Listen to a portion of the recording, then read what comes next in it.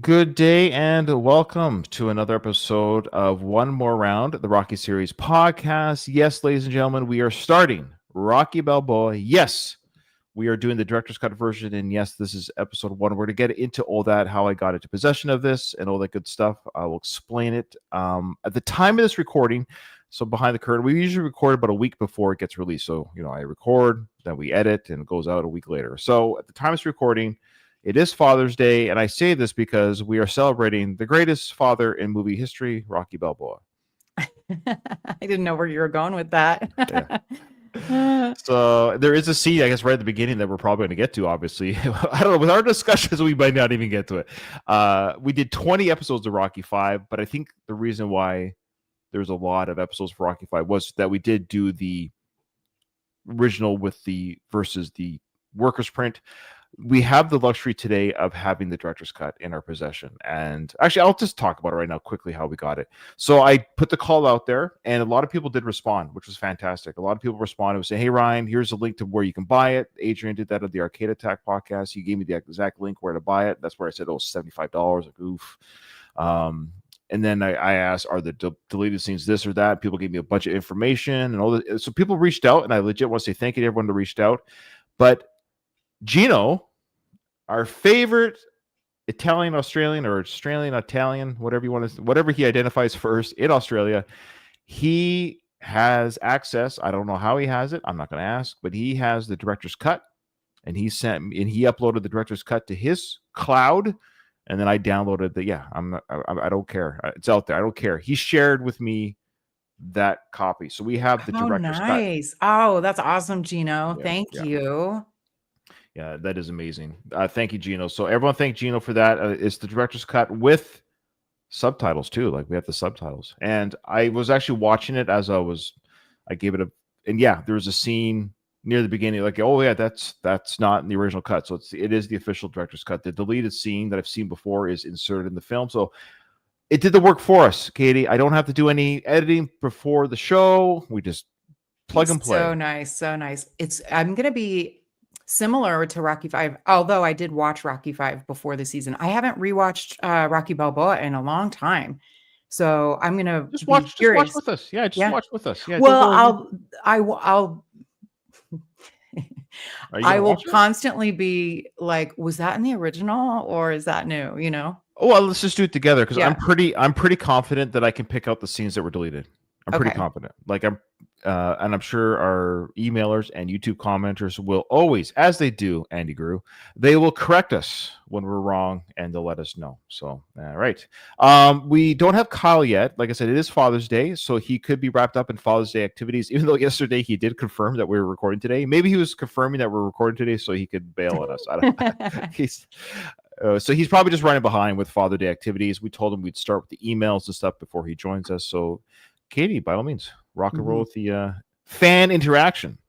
We have some YouTube comments. The first one is from the Misfit 74. The song Ryan is referring to is It Takes Two, which is a Rob Bass song, but I Wanna Rock from the soundtrack is a different song. It like, it takes two to make a thing go right? Yeah, it's a wonderful song, and I just checked on YouTube to confirm, because even though I believe the Misfit, I believed him. I haven't heard that song in 35 years, so I'm like, oh. So I did go, yeah, and he does, I'm Rob Bass, and I came to get down. I'm not internationally known. And yeah, so he does say, I want to rock right now, or whatever that is, and that is that song. So it's just interesting he has another song that mentions rock in it. So I didn't listen to it. I wasn't that interested. I just moved forward with my life. So yes, the Misfit is correct. That is that line. Okay. All right. Thank you. And then a few from Andy Grew. Or no, just the one. No, two. Sweetest Victory was on, that's the song he's referring to, was on the Rocky IV soundtrack in the credits, but not in the original cut. Sometimes songs are planned to be used, paid for, and then not used, but they still paid for them, so why not? Okay. All right. That's just so Andy, just so for context for our listeners, Andy did work in the movie industry for a little bit, so he does have some like legit like insider analysis and insight. So thank you, Andy. And he's a bit of a film snob, and he's better than us in general. And I know when he listens to the show, he thinks to himself all the time how much better he could be. But that's okay. Check him out on the Van Damme podcast. All right. Another one from Andy. I am truly amazed they didn't use this. The original Rocky score was used in the Rocky 5 street fight. I inquired whether that was there or not. The music alone changes so much. Sly's acting here is better than anything that made the final cut. He's truly conflicted. Yeah, I think we're all in agreement there. Yeah, there's a worker print comments coming up later, but generally speaking, Sly's acting in the workers print, not pound for pound. Well, I mean, yeah, ratio wise, it was better. The performance was better than the theatrical cut. It was less R word. And there was more story, especially the end fight. He was conflicted. He didn't want to do this because in the theatrical cut last on this is again, he goes, yeah, I'll show you. And I'm going to take you to, but I like the idea that Rocky was sort of pulled into it. It's like, oh my gosh, I just have to, because it's almost like a threat. I got to put this guy down. He's just going to keep punching the crap out of me. Whereas in the theatrical cut, he's like, I'm going to give the fans one more fight. You know, like, come on. Yeah, that's a good point. And the music does, like, his point is accurate about the music changes so much too. So I don't know why. Anyway, it kind of was a disaster now that we're kind of retroactively looking. Yeah. All right, now we have so okay. Well, actually, before you move on, and this is a question for all the listeners to answer in their head, and you can comment if you want. Now that you know that the workers print has so many beats and parts and elements that would have made Rocky 5 even better, is Rocky 5 now then just again a really bad, like, you know what I mean? Does it sort of secure the fact that Rocky 5 was such a missed opportunity and bad film? Like, in a terrible way, the workers print is fighting against me for liking Rocky 5. Like, I've liked it more over the years, but now I'm frustrated again. I feel like I'm frustrated again because it could have been so much better. Because it still could have been so much better. Yeah. No, I think you're right. So the next comment is Eccentric Views, our favorite Italian Australian. Speaking of Gino, while editing my Rocky 5 fan cut, I noticed the recurring presence of the elevated train throughout the film. I believe it serves as a symbolic spiritual representation of Mickey. Next time you watch, pay attention to its appearances, especially in the theatrical cut's final scene where the train's glow coincides with Mickey's apparition, urging Rocky with, "Get up, you son of a bitch." Interesting. Yeah, I did notice the train was heavily used in Rocky 5. Okay. I never noticed it. You know what's interesting? Before is I want you to finish your point, but I don't want to forget mine. Is what Gino experienced there with his editing is what we've experienced by doing these films scene by scene. You start to notice things when you slow down the films that you didn't see on multiple viewings. You're like, oh, that scene. So it's interesting that he noticed that element of the movie when he goes, frame by frame. He's looking for shots or whatever it is to do his Rocky 5 fan edit. So yeah, I get you, Gino. What were you gonna say, Katie, about the trains? Yeah, it also, so I did notice the heavy usage of it, and his point about it being like a symbolic representation of Mickey. Well, that we had a discussion about, I liked it, but not everybody liked the cut where Mickey, it was like his ghost, like, his apparition up far away on the bridge, the train bridge. But I think Gino's point, that was purposeful if every time we have a memory of Mickey, the train is there. Okay. That's fair. Anyway, yeah. That's fair. So the train and Mickey are, I still want to see a fan cut. Gino, can you work on that, please? Can you work on a fan cut out of Mickey getting hit by the train? No. please. I got it. Like a splat sound. I do it like a Clever splat spaces sound. on the front of the train. Yeah, actually, Drago was called the train, wasn't he? Called something the Iron Siberian Express. Yeah. Put a Siberian Express on the side of the streetcar and have it run over Mickey. But Clever kind of started the heart attack. I don't know. Look, are we trying to make sense of the timeline? Good point. Okay, moving on. Referring to the director's cut in Rocky Balboa, Kieran Healy has a comment saying, as far as I know, it's just the deleted scenes in the director's cut. That's according to Wikipedia. As far as I know, there's one scene that's omitted from it.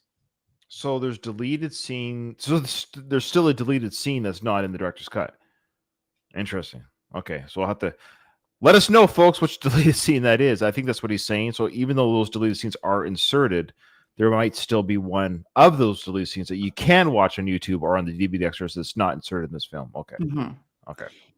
Escape 5150 says this may seem a bit dark, but if they insisted on having Rocky 5 be what it was, they should have made Rocky die at the end. It would have given the movie more significance. I also find it crazy that Rocky's son has the power to age 5 years within a few days from Rocky 4 to Rocky 5, but throughout Rocky 5, he doesn't age at all. I guess he got all the superhuman advanced aging out of his system. It's the only Great comment. explanation. It's the only Um, explanation. I had two comments. Yeah, I think wasn't he originally supposed to die Apparently, in yeah. 5? Yeah. Again, I always say this. I don't know why I say this because people do it anyways. Correct me if I'm wrong. I believe the original script was him dying after the street fight, of course, that the injuries from Tommy sustained, which would have been. Can you imagine if Tommy, the character, killed Balboa? Like Tommy Morrison, the character, or sorry, Tommy the Machine Gun, he is already Maligned. maligned and, Yeah. and hated so much just for having a mullet, let alone for killing Balboa. Imagine he's the one that look how much Drago's almost hated for killing Apollo.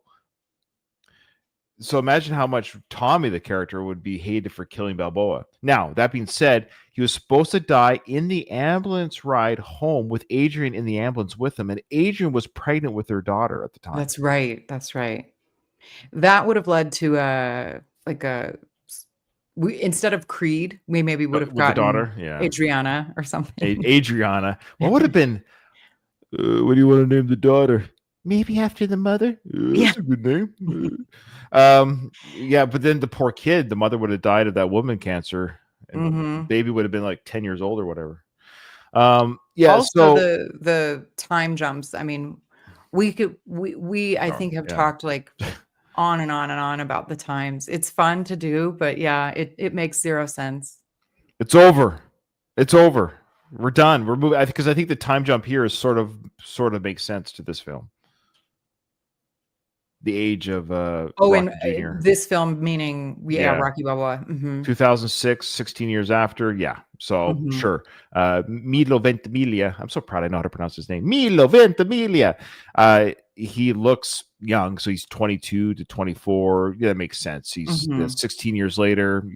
He could even be close to 30. So actually, maybe he's younger than he actually is. Actually, that's a good point.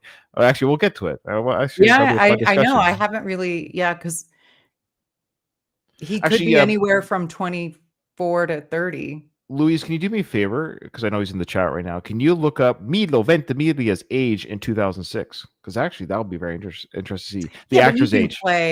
I know that, but this is going to be important because, funny enough, the Rocky character and Sly's age are pretty close in this film, right? And his character is pushing 60 in the film. That's the whole point, I believe. Yeah. I think they want Rocky to be maybe 55 to 58, but he's 59, both character and actor. So, and that actually works within the films because 30 years previous was the first Rocky film when he was pushing 30. So, in a weird way, the book and I think that's why I think Sly said you could watch the first film and then skip to the last film because the timeline makes sense. It does because 2006, 1976. Yeah, 30 years. So it's 30 years in real life, 30 years in 59. film life. Yeah, so he's 59 in the film, the character. And I think Sly was, if not that age, during filming. Yeah. Okay. We have an email from our favorite wrestler, Hector. Okay, before you start reading it, folks, yes, it's a long email, but it's fascinating information. And so buckle in, do your dishes, keep jogging, whatever you're doing. This is it's a longer email, but it's really informational. I love this. Go ahead. Hi guys, great season, and thank you for reviewing both the theatrical and work print versions. Even though the work print has some flaws and a disease-ridden little Marie, it's the better version of Rocky 5, and I think your review proved that point. Thank you. Thank you, Hector. The main reason I'm writing is because of Carl Weathers and my thoughts on the type of contracts he had. Whenever I have done something for TV, I've had to sign away my likeness, starting back in 2009.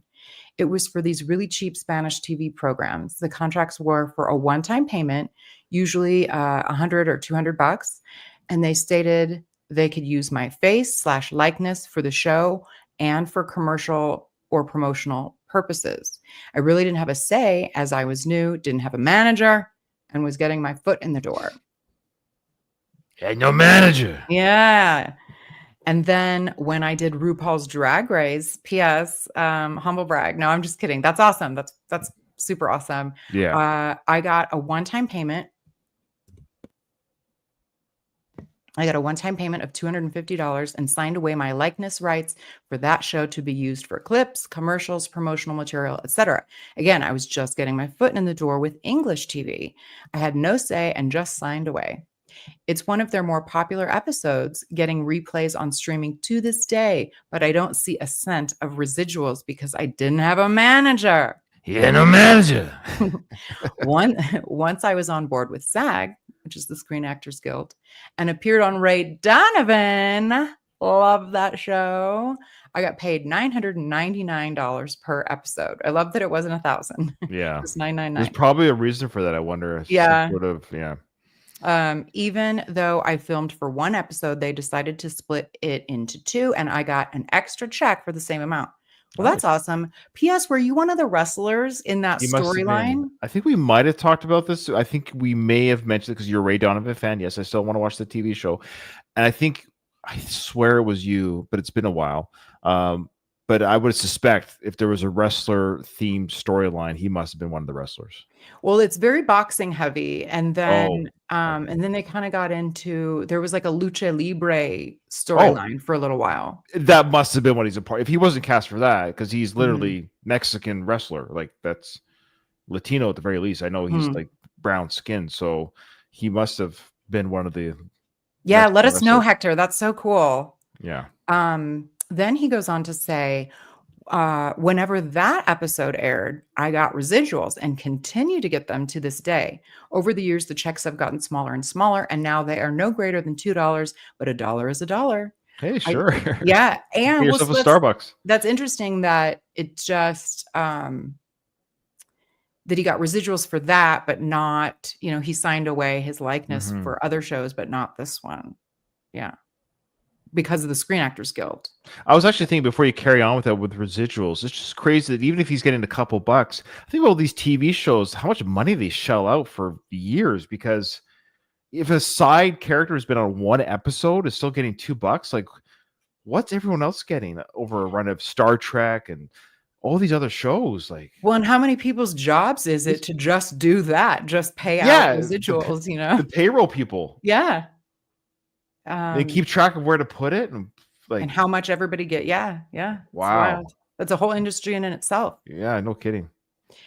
He says, whenever the episode aired, I got, the residuals. I signed my likeness rights away, but in this instance, because of the union, that's where we get. I got way more than before. Unions are great, everyone. Yes. Because he had a manager. Yeah. Sort of. Now imagine if I had a manager. Where's your manager? Sorry, I can't do no more. I can't do no more rock. I could have gotten more. If I had more of a name and my likeness was more recognizable, I could have bargained for more pay or something else that could have benefited me financially in the long run.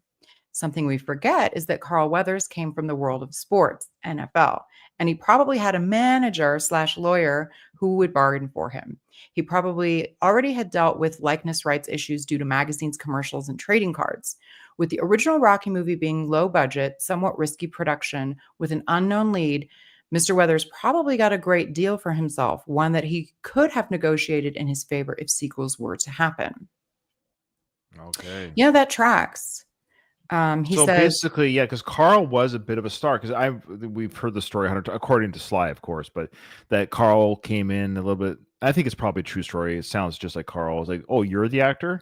I thought I was just bouncing lines off you. You're the writer. Like he goes, oh, you're the writer, but you're also acting in this thing. It goes, I'll do it with a better actor type, whatever it was. And Sly's like, he's perfect. He's perfect. He doesn't like me. I like that. So because he had a bit of clout, that's the swagger that he had, so he probably had better representation at the time, saying, "Hey, Carl, before you sign on to this independent film, we got to protect you. We got to protect you for any kind of losses or something like that." Yeah, it is interesting. I guess I didn't realize that he was like a big star in the sports I don't think it was world, movie but star, but he no, had the not a sport. movie star, but like in the sports world, I didn't even think he was like I well don't think he known, was but star, but he'd been around the industry, kind of knew how to protect himself, sort of okay, thing. yeah, Yeah. that tracks.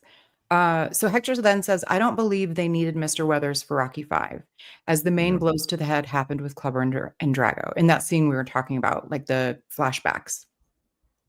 Speaking of them, Mr. T and Dolph were coming into a well-established movie franchise, Rocky Mm. Land. Both were new, just putting their foot in the door. They would have signed away any and every likeness right just to be in the movie.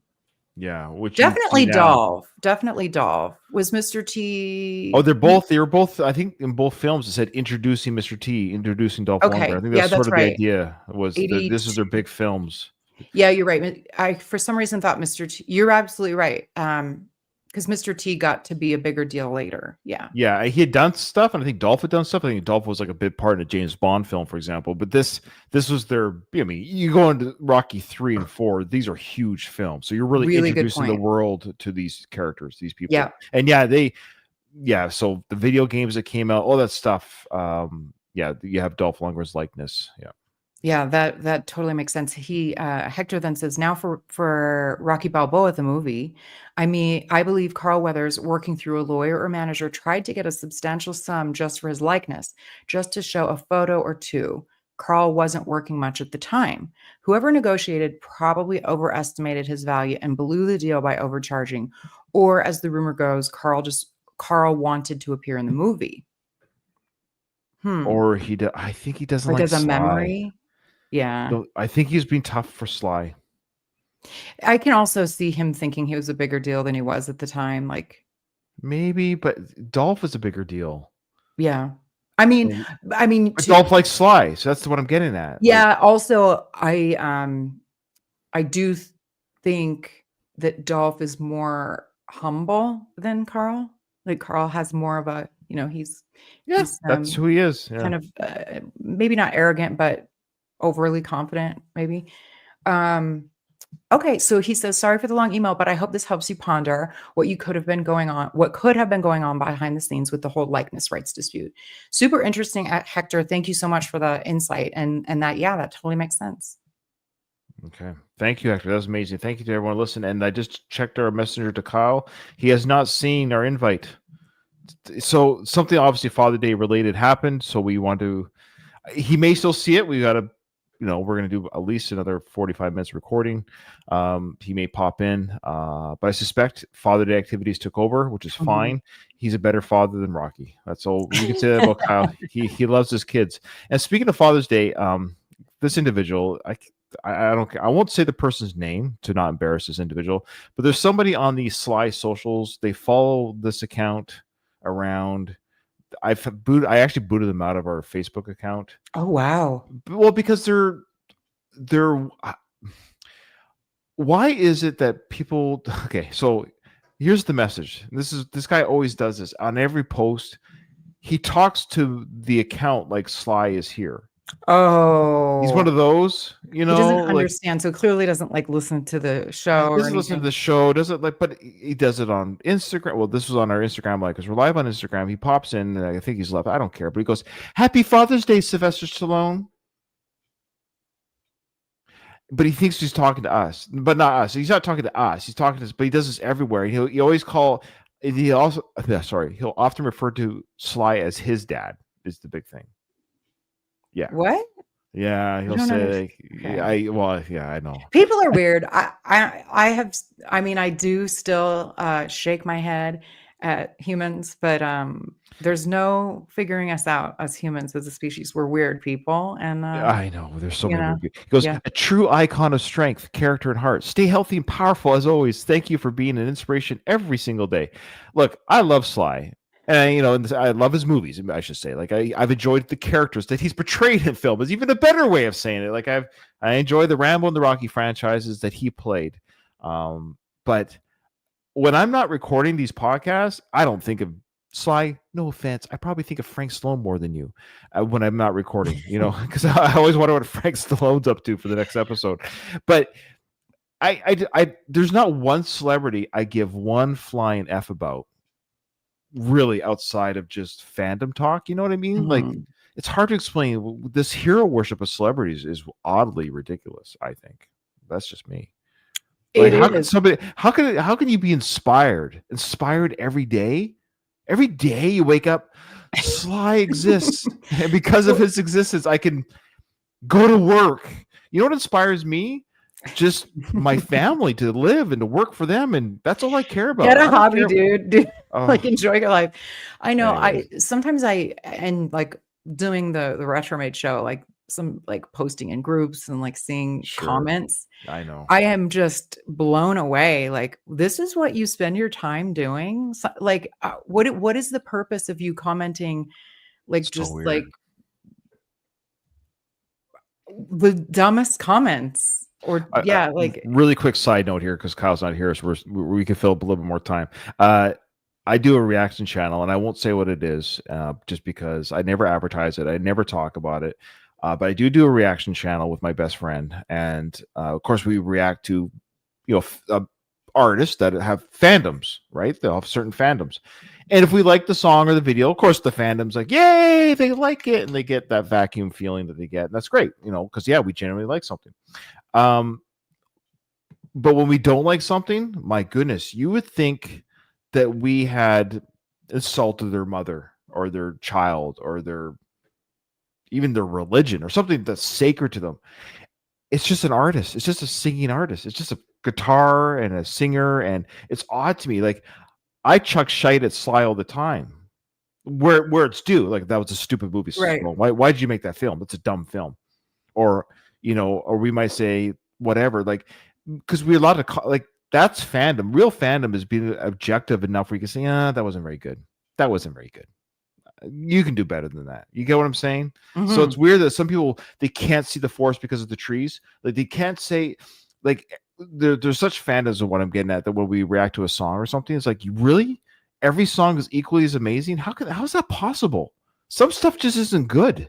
Anyways, so Yeah, yeah. I mean, and that's, you can't if that's the idea about you can't have a debate with someone. If you ask them the question, "What could I say to change your mind?" and they say nothing, yeah, debate over. yeah, No, there's exactly. no you can't. So Luis popped in. Thanks, Luis. We'll get back on track of our Rocky talk. So first off, he did say, when y'all were covering the work print fight, I was initially worried that it was the infamous death scene. I didn't want that visual, even from a discarded scene. Very true. Mhm. And to be clear, I don't think it was ever filmed. I think it was script only. Right, right. I think the studio said, "Oh, Sly, that's cool. You presented that as an idea. No thanks. You're not even." I don't think it was even filmed. I think it was on page only. Then he goes on to say, "Thank you. Milo Ventimiglia was 29." And perfect. That actually tracks. That means Robert, the character that we see in Rocky 5, was about 13, which he looks, I believe that was the age of Sage at that time. Mhm. So it's perfect. 13 to 50. I think he was 15, actually, but he looked kind of 13. So that's actually kind of perfect. 16 years later, the actor playing Robert is 29, 30 almost, which is, yeah, that's the timeline works. So again, Sly was saying that, like, if you watch the first Rocky film, then they knew that. I think they did that on purpose. They picked an actor and an age that made sense in the timeline. I think they made sure that Rocky 5 to Rocky Balboa, there wouldn't be that timeline talk about his kid. Mhm. Mhm. And then lastly, yeah, he said he would have been 28 when it was filmed because he was born in 77. Yeah. So the point is, yeah, the age kind of matches, give or take a year. That's perfect. Okay. I would like to point out Yeah, that, please. Milo, the actor, is perfect for me. He's older than me, but not too much older than me. He's Italian. Can we start a He's a handsome campaign? guy. He's a Can handsome we start man. a campaign for, Katie to date Milo? Oh, wow. Hashtag Milo. I think he's married. Oh, Uh, shoot. you think a guy like him's not taken? Come on. Yeah, I think he was. Are we the same age too? What was he born in? He 70? was 77, so Okay, so I'm 2 years older. yeah. Yeah. Um, yeah, he's a handsome feller. I'm going to see his marital status.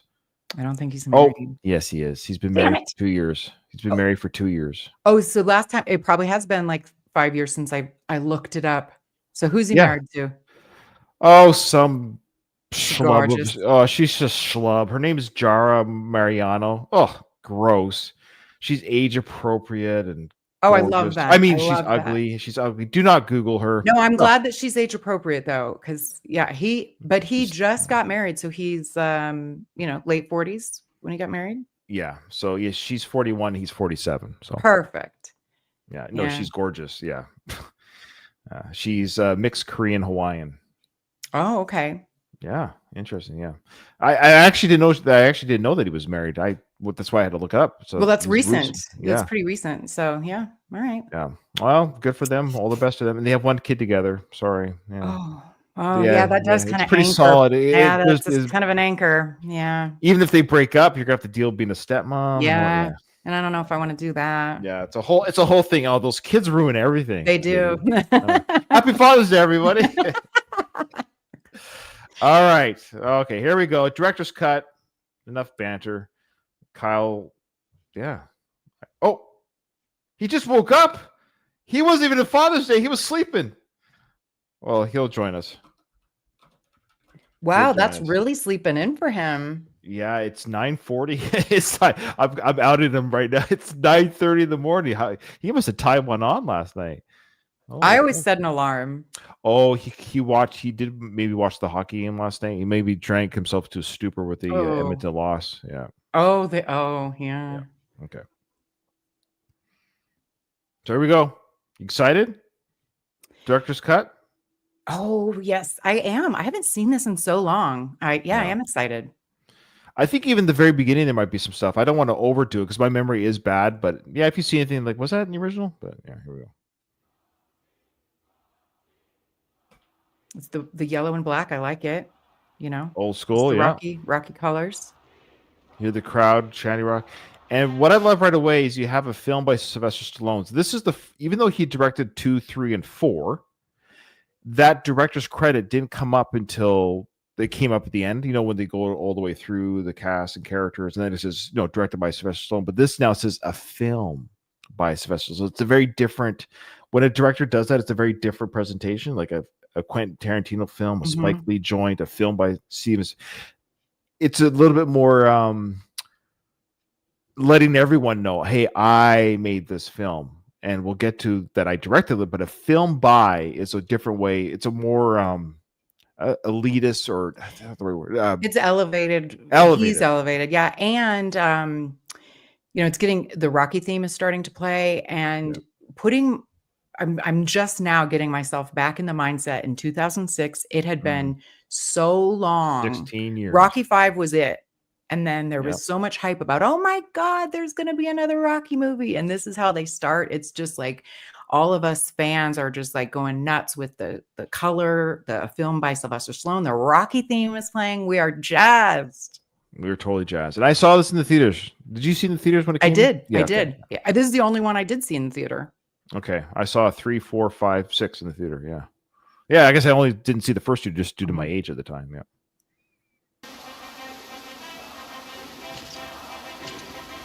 Oh, that's great. The scroll. Yeah. Classic scrolls back.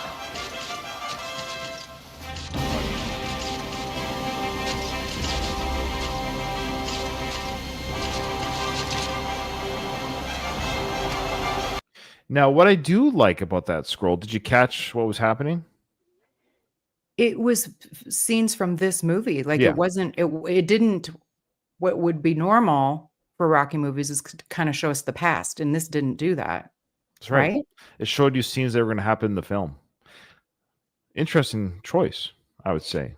And now we're seeing fighters that we don't know. That we don't know. That we don't know. Yeah. And the announcers, of course, will explain who they are and what have you. And yeah, right away we're going to see Mason Lyon Dixon. And let's just get it out. Let's get out of the way, Katie. No offense to Mr. What's his name in real life? Antonio Tarver. Antonio Tarver, yeah. No offense to Mr. Tarver. You could kick the shit out of me. We went from Apollo, Clubber, so Apollo times 2, he always looked fantastic, Mr. Carl Weathers. Clubber, fantastic. Drago was a god. And then even Morrison was a beast. He was a beast. Yeah, I didn't care for the look but he at least had a Take away, physique. He at take away least the had, mullet. yeah. And he was only a 19-year-old kid. He was a big boy. Think about it, he's 19. That's a big Mhm. boy. Yeah. And then And now we get now this. he's Now we get. tall. He's tall, lanky-ish, and Kyle did mention, yeah, you look at somebody like who's that famous boxer right now that we mentioned that's a little bit overweight but still kick the crap out of you. So Oh. Mhm. that's what we're dealing with right now. It's realistic, but it's so I mentioned before, dear listeners, that Rocky Balboa. I don't know how I feel about it to some degree. I would say there's just as much flaws. I'm going to be very objective with this review. This is my last time doing this. I'm never doing this again. I'm never reviewing this film again. I think the first time I went and did this film on our Going the Distance podcast journey was probably more adoration for it. I think I'm going to be a little bit more critical in this, and not for the sake of controversy or talking points, but I'm going to point out the ideas of things where I would have changed. So what I would have done right away is, Sly, look, you used a real boxer for Tommy. That's cool. Don't do it again. If you're bringing us back to the original Rocky spirit or films, guess what they were? The Carl Weathers was not a real boxer. Neither was Clubber. Neither was Drago. They're not real boxers, even though they might be athletes in their own right. Give us another guy who's an athlete who can kind of learn on the fly, and give us an actor. And then you can flesh out his character more. Because the scenes that Tarver acts in, we're back to the sports guy acting. It's just like, come on. There's no charisma. We don't have that Mr. Zero. T charisma. We don't have the Carl charisma. And that's what's missing from this film is the antagonist has zero charisma. We don't care. I don't give a shit about Mason the Lion Dixon. We don't care about his journey. We don't care about what he looks like. We're not afraid of him. There's nothing about him that he's literally a punching bag. Even if he wanted to, you would think that he's like, let's see, actor, fighter.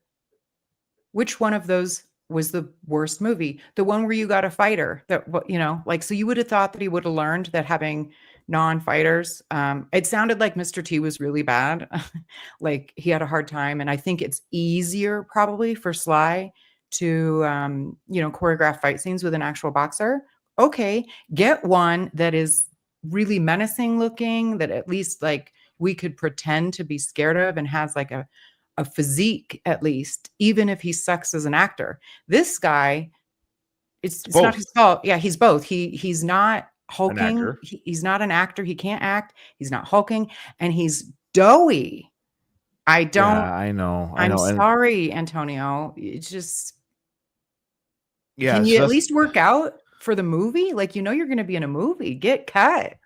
Well, that's the thing. The irony is Stallone at his ripe age of 59 got this beast with HGH and all that good hard work. Yeah, but he got this like lumberjack big build that he used for the Rambo film afterwards. And so he's a beast of a guy. So I find it weirdly. Do you think it was vanity? He didn't want to be shirtless with somebody who looked, like I would argue Sly at 59 looks better shirtless than Antonio does. No, what's the point? Was that on purpose? So did Sly truly pick did he Tarver was handpicked because he was doughy? Is that the idea? Well, I'm just wondering because we know he's a kind of a vain person, and no, it's a valid question. I'm entertaining the question for real. He himself is no longer the perfectly sculpted, sculpture as he was in previous movies. Sly, you can't be. You're 60. No, you're 50. You're 60. That's why he hasn't been shirtless since Bolt in the Head. Whatever that. And so I wonder if he didn't want somebody that was like perfect looking because that would make him look worse. Yeah. I don't know. I'm just curious. Maybe that's why. Well, it has to be something to that effect. Was he cheap to hire to keep the budget down? So there's that too. But get an unknown. Get a Jonathan Majors. Of course, you would have too young, but that type of unknown, somebody who's just a beast of a guy who has charisma. Mm-hmm. Jonathan Majors. I hope he comes back to Hollywood. I'm sorry. He was so cool. He was the best part of Creed 3. Oh, he was amazing. Yeah, he was an amazing antagonist. Like I would rank him. I think I rank him. He was a joy to watch in Creed 3. And I know there's some stuff, but he got cleared because I'm not get into that. I haven't been following it. I kind of he got cleared. There's no criminal charges. Okay.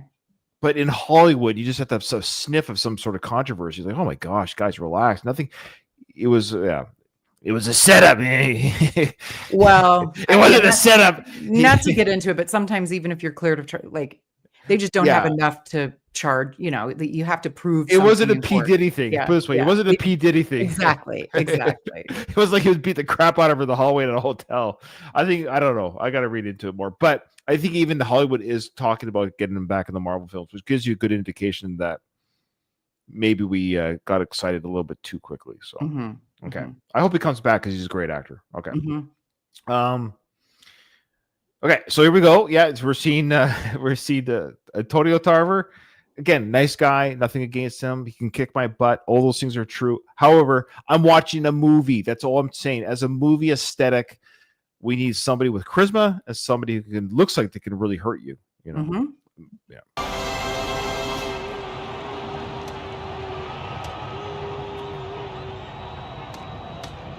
So even the fighting that they're showing us is like tap, tap, tap. It doesn't look dangerous. Remember when Mr. T in part 3, he was like destroying his opponents in the ring.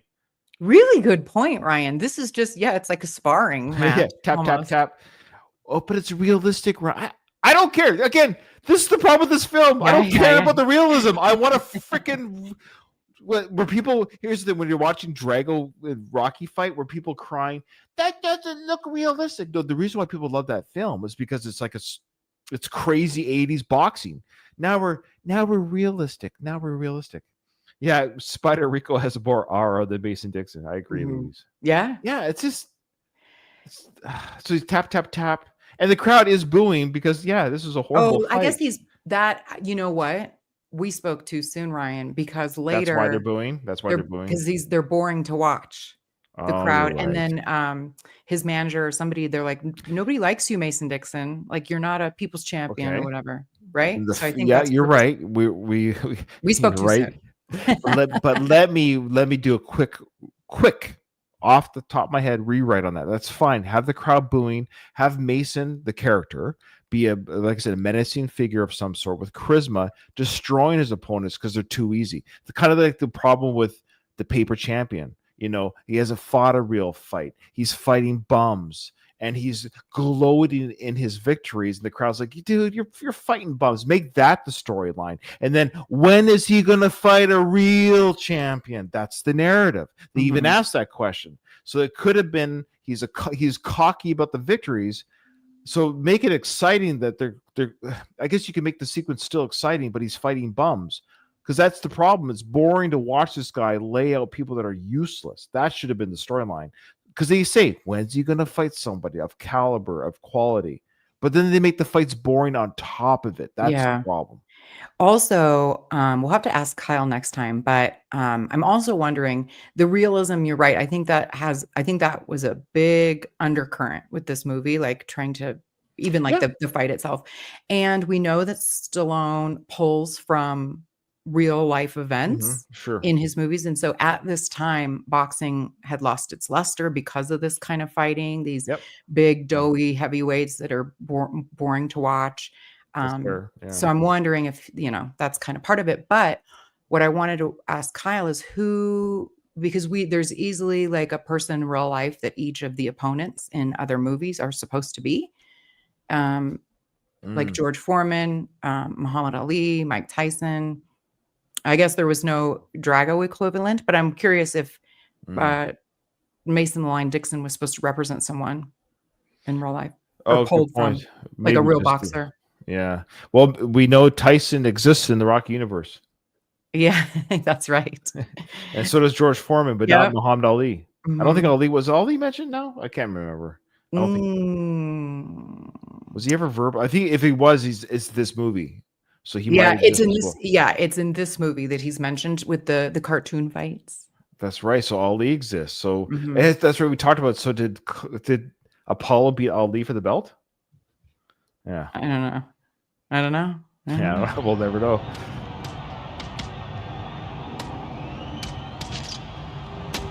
All right, here we go. There's something.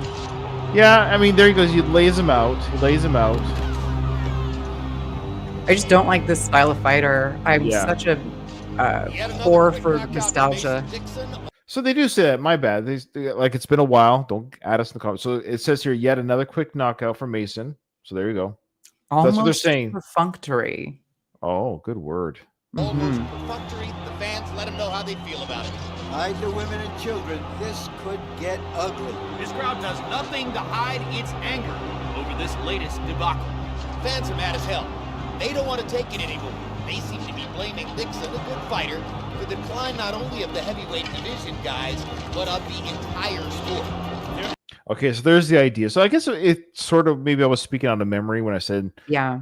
the problem here is Mason is a good fighter in the character, and he's laying out bums, and they're saying the fans are almost blaming him for being good. The same way we talked about with Tommy again. Like, it's not Tommy's fault that what's that guy's name? Union Kane was a lame fighter. Don't blame Tommy that Union Kane is bad. Just give Tommy another opponent.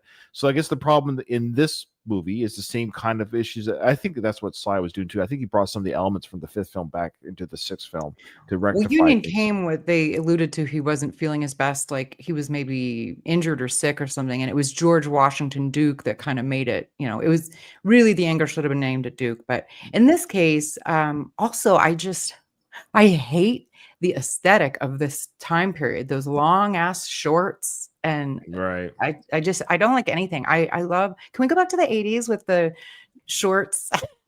I just don't like this. Oh, Louise brings up a good point. Thanks, Louise. Maybe we should have Louise on the show and fire Kyle. Louise pulling up his big boy pants to fill in for Kyle. He says Tarver was a lightweight champ, 175. That is light. That's it's not for a man. I mean, not in fighter? boxing. Not in considering heavyweight is 200. That's only 25 pounds. I guess so. I don't know anything. So he walked around at about 200 pounds.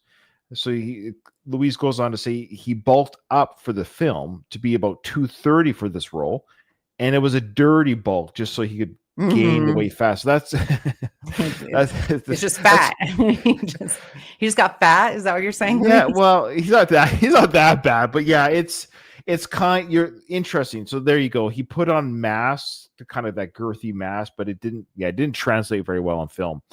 You know, the That's camera wild though, because he looks lanky as is. Right. Imagine what is that, like 40, almost 50 pounds? Yeah. If he fought at 175. Still saying is camera adds 10 pounds. I don't know. They must have had 4 pounds. Sorry, they must have had 4 cameras on Tarver. That's a joke from Friends too. How many when Monica was it really? I used to tell the joke when I was a kid. Was she, because Monica used to be fat, and they're watching right. a video of her, and they're like, "Look at Monica." And she's no, like, it's not really an original. It's not really that great of a joke. I can see the what they call that when this happens with comedians. A comedian will tell a joke, and they're like, "Oh, that was my joke." Like, it's everybody's joke. Yeah, you pull something out of the universe that a lot of people could come up with. Yes, it's not that okay, folks. But I'll just say I came up with that joke when I was a kid. When we saw that the picture of a fat person, I used to say how many cameras were on them.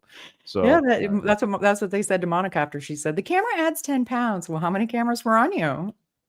Oh, one of our faithful listeners watching us on the YouTube stream, Simon says Tarver doesn't look in great shape at the end, which they mentioned in the commentary. Another reason Rocky doesn't better. Sorry, I might have misunderstood the last part. Maybe just clarify the last part, Simon. So he's saying that it was mentioned. What does Sly say? Look at Tarver, he's a schlub. I wonder how that was brought up. Oh boy. Oh, he says that Rocky does better against him in the finale. Still don't understand what you mean by that. Interpretation, Katie? Just the fact that Rocky, a 60-year-old, could even fight in the same ring with him, like Rocky does all right. So maybe Simon's saying that Tarver is intentionally maybe not the best looking fighter because he is fighting a 59-year-old man. We did mention that before, I think, in our first run through this film. You can't have Drago fighting Rocky. There has to be some sort of semblance of realism. Tarver breaks his hand, blah blah blah. An older man will get winded. All that stuff. I get that. I guess that's all the realism that Sly went for, and he succeeded. I guess there's a small part of me. We went from a street fight to fighting Drago to fighting Clubber. Like there was never a point in any of the films that there was a realism. It's just odd that the sixth film had this realism. It was a sign of its time too. I think, you know, at the time, I think we were all just so jazzed to get another Rocky movie. But, you know, now it's been, oh my God, almost I know it's 20 been years since this. It's been 19 years. It's been longer from this film's release than from 5 to part 6 by 3 years. So now looking back, we're noticing things because we're no longer in 2006. We're no longer got the rose-colored glasses. Yeah. The honeymoon's over, folks. The honeymoon is over. We can be more objective about this film. And so we see he's got a big entourage. You know, this Tarver. He's got all these belts and entourage and money. And Louise does say that he thinks Mason Dixon is Floyd Mayweather at the time. Okay. Oh, that's interesting. If Kyle was here, he'd be able to say yes or no. But you know, Kyle bailed on us. He went on a bender last night. And that's really interesting. I am slightly obsessed with Floyd Mayweather. He's a shitbag of a human, but my God, is he a good boxer? And he's attractive and he's cut. So yeah, you know, get somebody who looks like Floyd. Just have Floyd. He's too little. Actually, Louise, Google Floyd Mayweather's age in 2006. Imagine if they got him. I'd be curious if they could have gotten him for this role. He's so small, though. Slice 5'4". True. Yeah. What's wrong with Rocky being taller? You can have him. He fought, Thunderlips and Drago, who were taller. It's okay if in fact, you could argue he is taller than his opponent, who's younger and stronger. So that's okay that Rocky has the height advantage. Well, and he was bulkier. Ironically, this is the only film where Sylvester Stallone could have actually been a heavyweight. I think he probably actually weighs over 200 pounds in this movie, whereas in prior movies, he was more like a Floyd Mayweather, like 150, 160 pounds.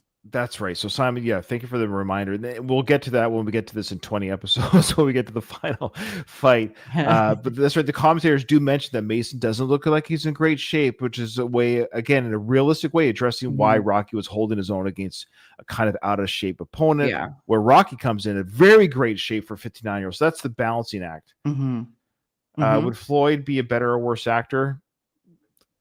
Hey, there's no way he'd be worse. Charisma. I doubt he'd be worse. He's got charisma. He has charisma.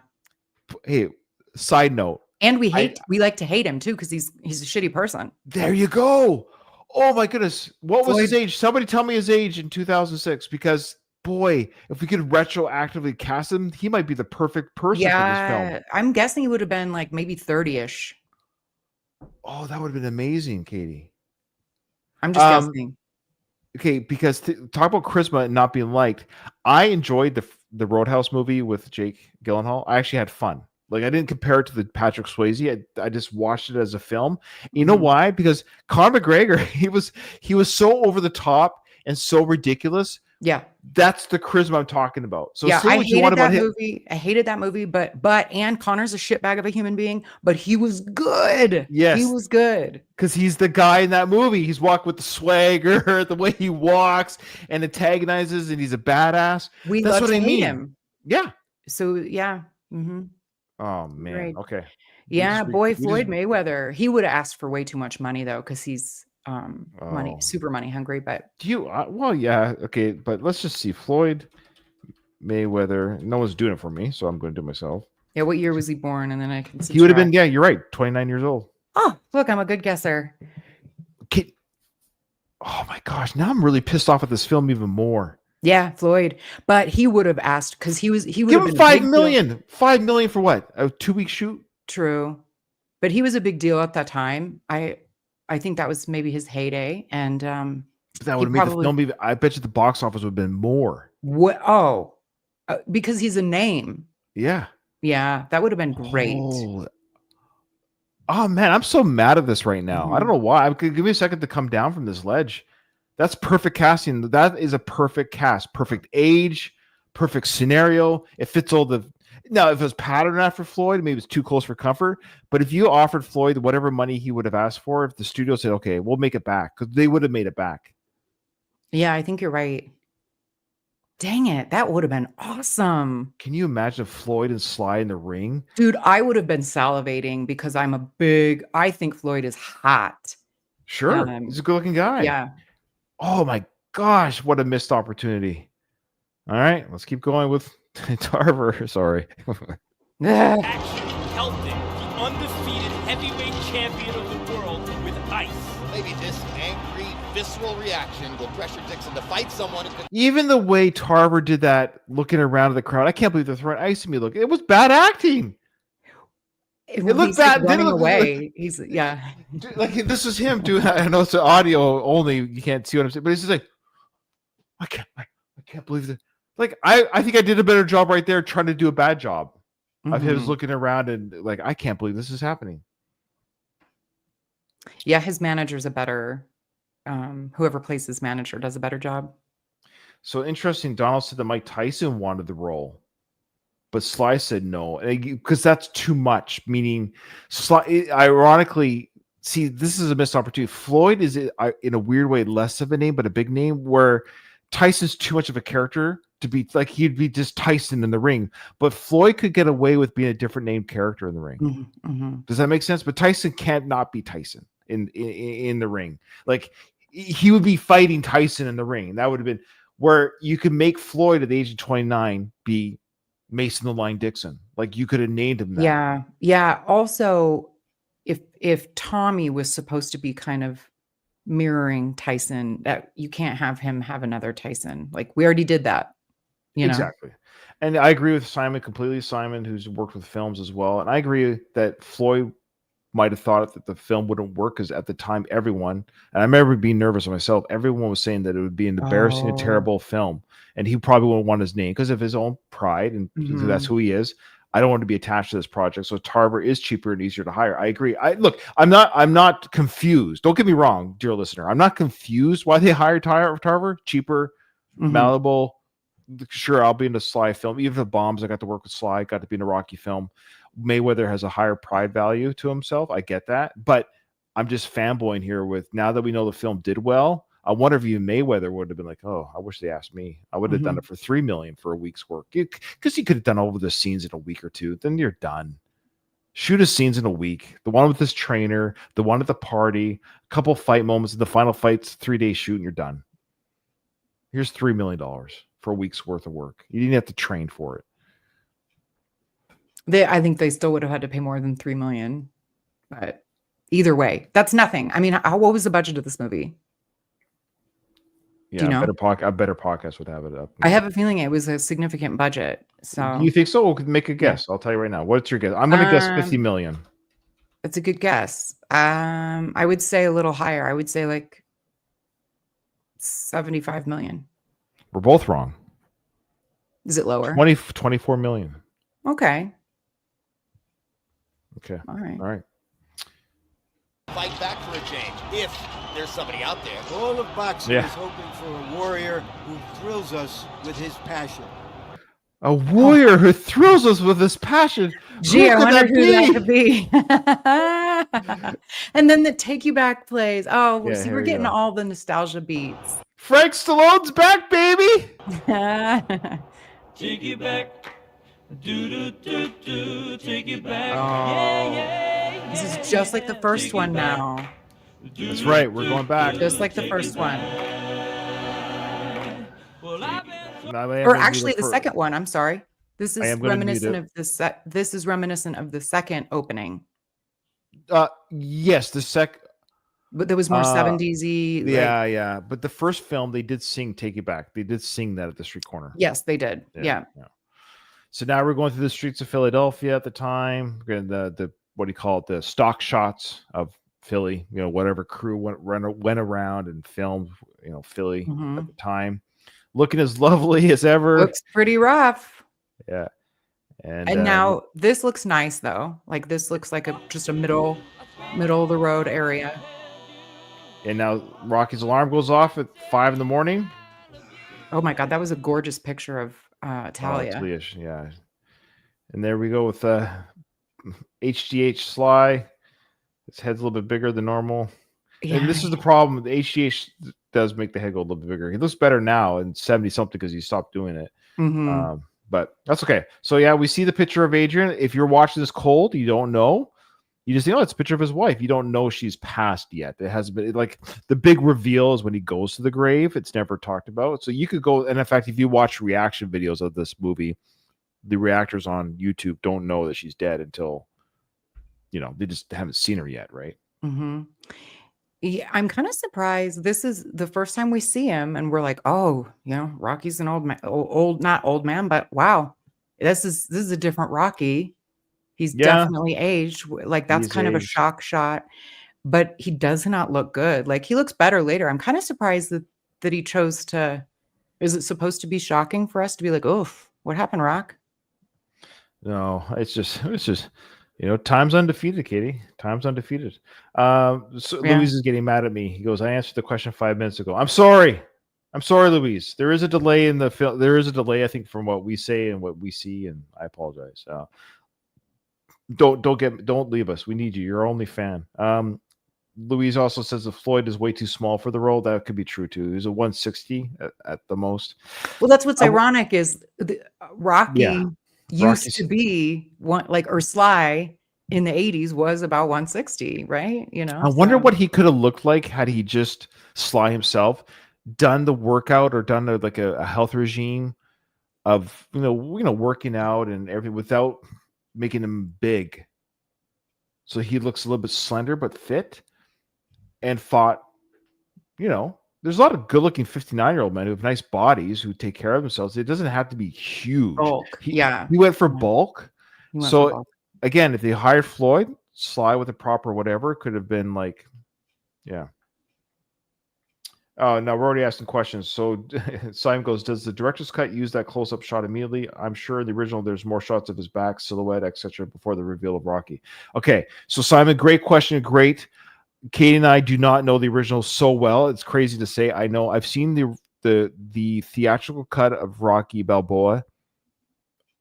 It's not more than 10 times. It's not more than 10 times. Oh, I guarantee it's less than. I should watch it before our next recording just so that I'm more aware of what's new. Yeah, I'm not I'm exhausted. I can't do it.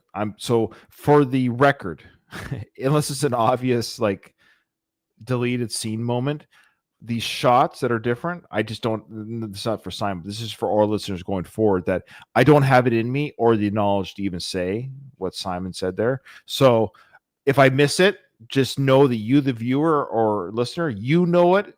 Kudos to you. Thumbs up. But we're just going to react to the movie as it is. So we are doing review of the actual director's cut. So if we don't say this is a director's cut, part of the director's cut, so be it. We are watching the director's cut. Does that make sense? Okay. Mm-hmm. All right. But I think Simon's right. I do remember him coming out of the bed doing that kind of neck roll or whatever. That's right. So good call. Or maybe it's right here. Maybe he does. Oh yeah, this is new. Yeah, there it is there. Oh, and I went wild for the turtles. Didn't you? The turtles are still alive. There's still a cuffing link. Now, is that the original Turtles? People say it is. Sly says No. it. But I don't think. I don't buy it. I don't buy it either. But again, it's the Turtles. The characters of the Turtles are back. Cuffing link. They got an upgrade. They did. Now, does he throw Skittles for bird food here? What does he do? No, it's like nuts or something. Okay. Because he's got bird feeders right out the window.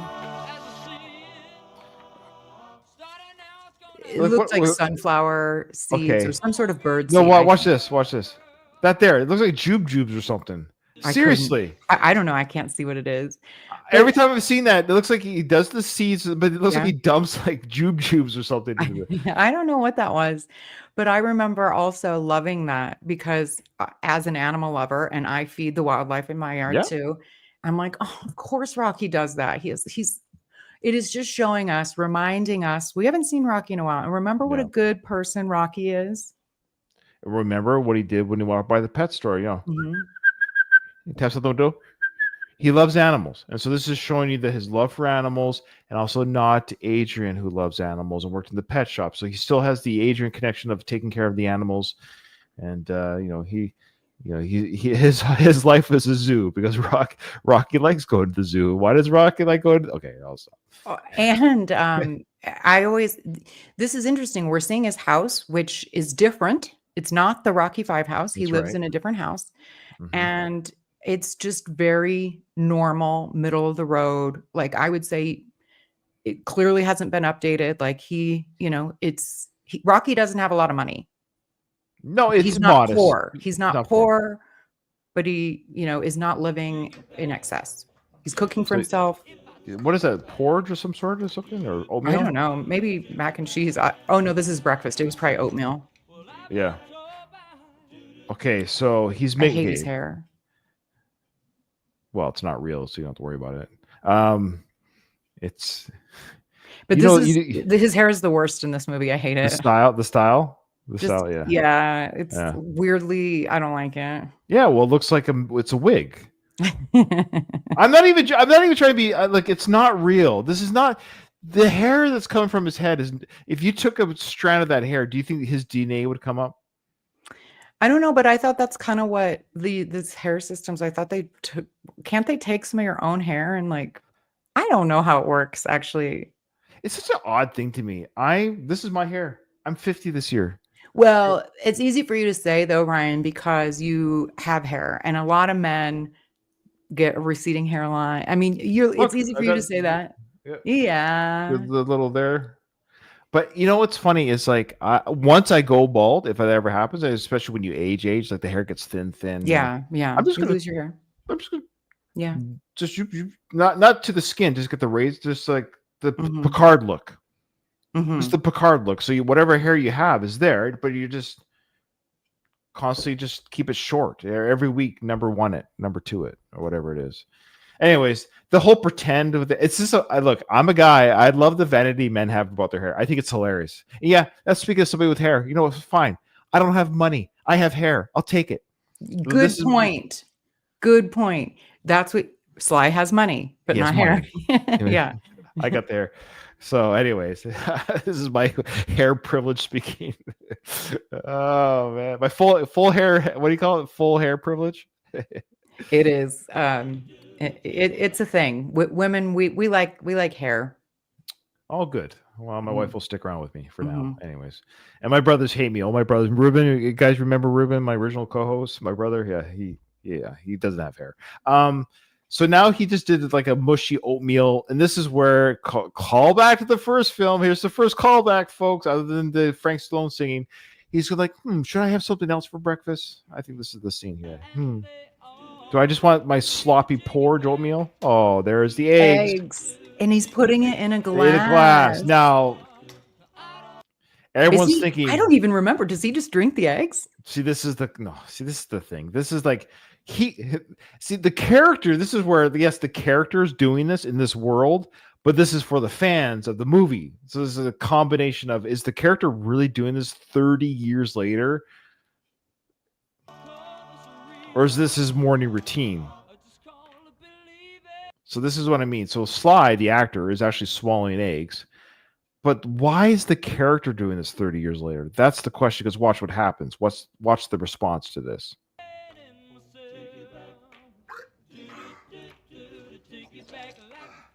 He spits it out in the sink. I totally forgot about that.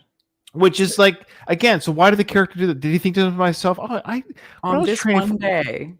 I trained for Apollo 30 years ago, and I swallowed eggs and went for that run with my what were those shoes called again? Converse.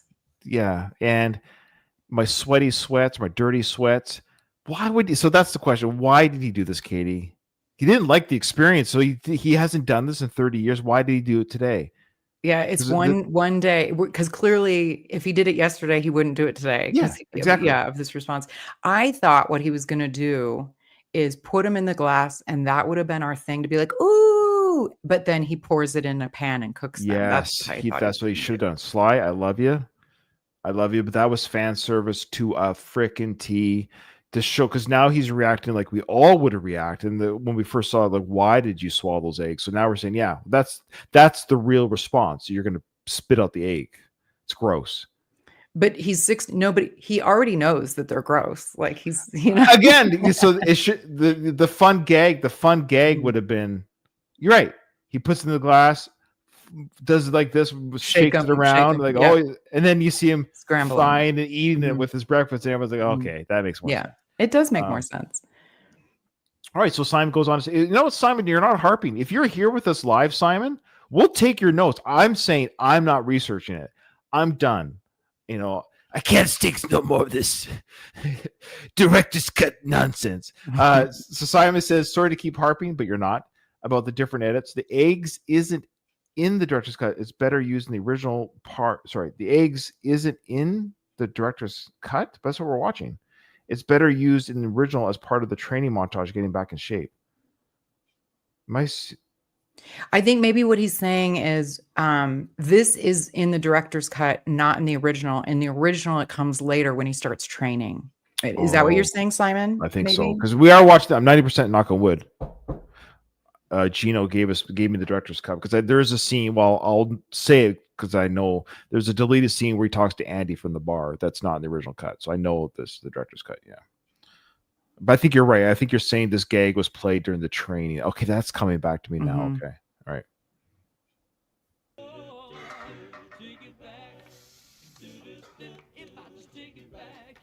You just wasted a bunch of eggs. But why is he? It's so funny. He's angry there. Why did he get angry? He's just like, oh man, I can't do it. He's huge. Yeah, he's big. Look at him here. He's huge. Like his head is big, but he's so bulky. It's such a different Rocky. Look at the hair there. Does that look natural? The hair right there. I'm sorry. Does that look natural? No. It's either the coloring or the shape or the fluffiness of it, but there's something unnatural to his hair right there. It looks like, objectively, it looks like a wig. And I'm not trying to be a jerk. I'm just saying objectively, it looks like a wig. It looks like hair treatment right there. I don't like the shape of it. It's just like it doesn't suit him. Okay, so Simon says Katie's correct. Eggs aren't in the opening of the original. Okay, there you go. Better used in the training montage. He goes, I can't type or sing and dance, yo. You're doing great, Simon. You're doing great. You're doing great. Okay. Well, we haven't seen it yet, but we're just seeing him by himself. He's making breakfast by himself, and there's a Polly mug there. But where is Adrian? Well, where's Polly? Mm-hmm. Why is he making breakfast for Polly? No, it's just a mug. He's just using Polly's mug, right? Oh, I see. Okay. Well, it's going to be interesting because I believe there's a deleted scene where Polly talks about his girlfriend. That he got kicked out or something. So maybe that's the scene. Oh, that could be the scene that's not in this cut, because it doesn't make sense, because he talks about getting kicked out of his girlfriend's house or something like that. And that's why he's staying with Rocky. Yeah. So maybe that's not in the director's cut, is that scene. Turns off the TV, and there is Polly. This is Kyle this morning. What we're seeing right now is Kyle. This is Kyle this morning after his bender. He's got his painting there. That's a Polly painting. That's a Burt Young painting. Yeah. Yeah. His real paintings are in this film. The Polly character paints, but Burt Young paints, and that's his paintings in this film. Oh, there's 3 of them here. I like the zebra one. There's probably old Polly. Yeah. Old Burt Young. Yeah. Rest in peace to Burt, of course. But not to the Polly character. He's alive and well in this film. A little bit hungover. He's got his crack pipe there. Or his ashtray. What was that, ashtray? Oh, I thought maybe it was his glasses, because it was with a paper. Rocky's looking at some pictures, and Rocky living in the past, which is true. It is kind of, look, I don't know. Yeah. He is hyper focused on the past. Of course, we're going to get to that in later episodes, but I wanted to say it really quickly before we close today. It's interesting, even the character in Creed, which we'll not be covering again, but he goes, "Oh, my stuff's there in the past behind me." That's kind of the problem with the Rocky character. He has a really hard ability to live in the present. Mm-hmm. Just enjoy especially the moment. without Adrian. I mean, I think that's the key, is that if Adrian were here, he would be living in the present with her. No? Yeah, no, I agree that the Adrian, of course, lost, but that's the whole problem. But think of all the years. But yeah, you have a freaking grandkid and the son. this is what I'm like. Look, I love my wife. Don't get me wrong, but if and when sorry, not when I'm older, I shouldn't die after. Yeah, I should die You should before die her. first. You should. Yeah, because I am older, and men do die sooner. So the point I'm trying to say is, I hope, live your life, Becky. Don't stop living, because that's ridiculous. Then that's 2 deaths. Yeah. Like, you still have your life. Yes, you'll miss me, and I'll miss you too in the other world. But live your life, because you have grandkids and you have siblings probably still. It's like, don't stop. The Rocky stops living. Mm-hmm. It's such a weird concept to me, to be in this fog of just, you got your brother-in-law, but you have a son and a grandkid to be. That's what gets frustrating, is that's your life. Focus on your young son. You're losing him. You're losing your family. Yeah, it's interesting because it's like, what happened? They made up in 5. We'll get to it. But also, this is showing us it's really sweet. We're seeing Rocky being kind of a caregiver to. I'm being too harsh already. Paulie. I apologize. That's not my We'll intent. get to it. But yeah, I mean, again, like, putting ourselves in the shoes of, if we're seeing this in 2006, we're like, okay, sweet. This all tracks. We're kind of the familiar beats, and then and now we're saying, okay, well, Paulie's still here. Paulie still lives. Paulie's still Rocky. a drunk. Paulie's still a drunk. They're still together. We haven't seen Adrian yet. I guess there's a part of me is where it's, I guess we literally have gone back. He's kind of, Simon brings up a good question. Do you think the film is also too stuck in the past? I love it, but it's very emotionally dependent on the callback slumber plot of the original. Sly and Rocky are mirrored as usual. Yeah, it's good and bad. And this is why a lot of people love this film. So this is the criticism I have of this film. Mm-hmm. It doesn't feel like a new chapter. It feels like a closing and or reimagining of, if I were to make a Rocky film today and no other films exist in the Rocky franchise, here's the Rocky film. But we have it already 30 years previous. This is just the Rocky 1, we meet Adrian. Rocky 2, she's dead. Or sorry, Rocky Balboa, she's dead. So it's kind of you're right, all those familiar beats. We have Paulie, we have this, we have the Take You Back, we have all these things, and he's a lovable guy, and he's in the neighborhood, and he's Little Marie, and it's all there. It's pleasant, but it's not. It doesn't feel vibrant and new, and I think we could have had something even more special. That's Mm-hmm. I think the criticism about it plays strongly, perhaps too heavily on nostalgia, but I think that's why people love it, though. That's why people love it. It is, and I'm trying to be. I think we're just getting the opening, so we're setting the stage. It's been 16 years since we've had a Rocky movie. We kind of need this. We need to be like, okay, yes, this is comfortable. I'm more open-minded, because there was criticism when this movie came out. And so now we're like, okay, this feels good. This feels good, before we kind of get into, okay, what's the plot of the movie actually about? Yeah. Sorry and I look, I like there's not one Rocky film that I don't like. And there's not one Rocky film I wouldn't watch again. But I am going to be a little bit objective on this, because I think just fanboying over this film, from my perspective, go listen to other podcasts to do that. But I think it's okay to say, hey, we could have because we did it for Rocky 5 coverage. Like, we talked about what could have made it better, and then we'll talk about the things that work.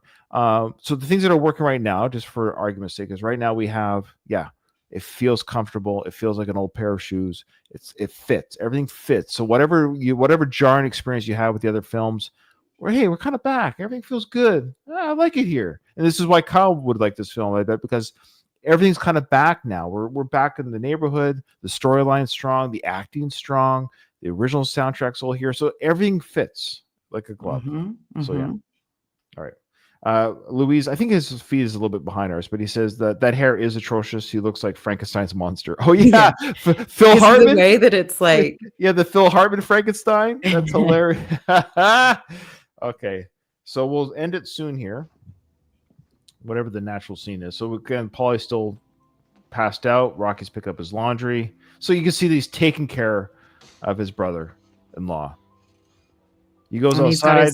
His hat back on, he's got the old uniform on. He's drinking some coffee. He's still got the boxing moves, gets up at his chin-up bar just to show everyone, even though he's going to train for a fight soon, he still has the ability to do workouts. Like, it's showing you that in his normal everyday life, this is a man nearing 60 that's still, yeah.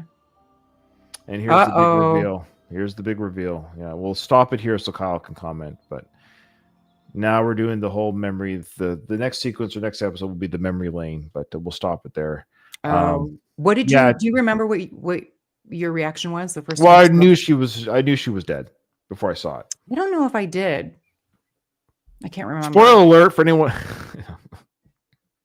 Yeah, I knew she had passed on as a character, that she wasn't in the film. So they get to it right away. Like we're only 5 minutes into the film. Right away, yeah, Adrian. Like if you haven't figured it out already, it's pretty clear now. Yeah. All right. So Simon closes. It's the nostalgia, like when I listen to your podcast, Kyle missing is like dead Adrian. Yeah, I know. Paul, Kyle's not dead. He's hungover. All right. Okay. So yeah, that's it. That's episode 1 of our Rocky Balboa, the director's cut journey. It's going to be fun. Is it going to be? Here's your over under, Katie. Is it going to be 20 episodes or less? More or less? Well, I think it's going to be 20 episodes on the dot. Wow, I don't think so. I think it'll be less. You do? Only because the pace that we're at right now. Well, today was, you and I are chatterboxes. I think the reason why I go faster with Kyle sometimes too is because he gets irritated when I talk too much. I can see it on his face. Like, you ever get the sense of the move it along? Yeah. Move it along. You and I are happy to kind of like sit in the trenches a little bit, but he's like, I see him doing this. He does this. He does this. He's trying not to be disrespectful, but yeah, well, that's move it along, which is fine. We have to move it along. Kyle, hope you feel better. Happy Father's Day, and we'll see him on the next recording, I'm sure. And yeah, thanks for hanging out with us. However, Katie, this episode is over. I didn't hear no bell.